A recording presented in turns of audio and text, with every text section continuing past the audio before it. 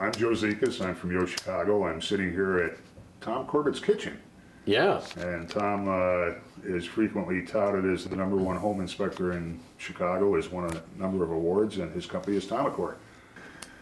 A homeowner does have those protections in most deals of any size because the bank that's funding it requires a performance bond from the contractor.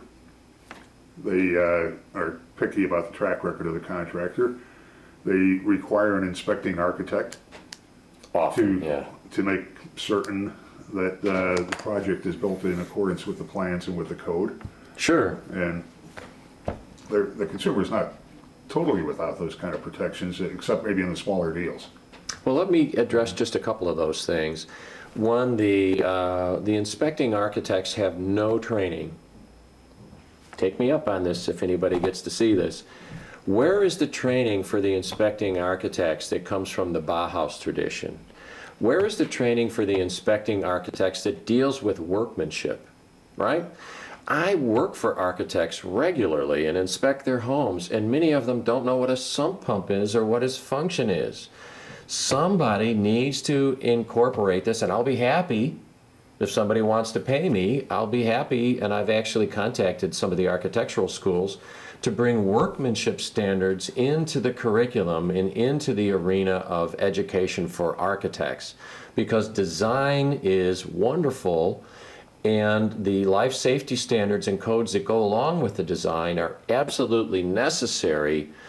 But when we have situations where from a performance point of view or from a construction point of view where we have wastewater being sucked back into potable water, where we have, because the plumber didn't install the plumbing properly, or we have a whole generation out there that doesn't understand what workmanship is, or what potable or potable is, Tom. So, okay.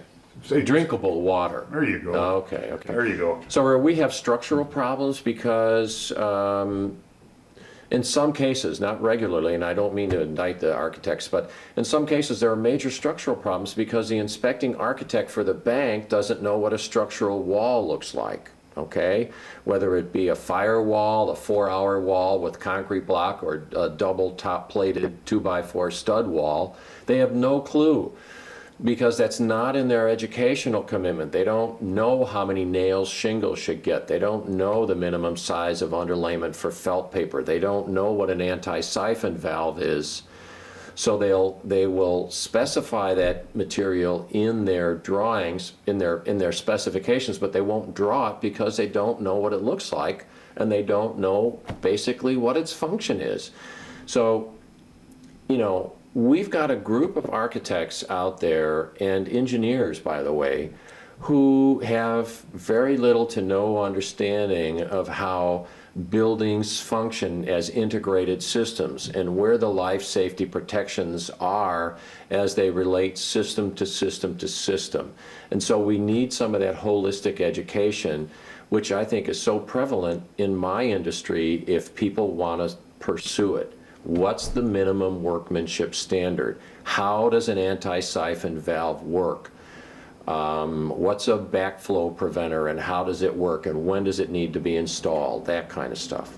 Hopefully you're not going to answer any of those questions right now. No.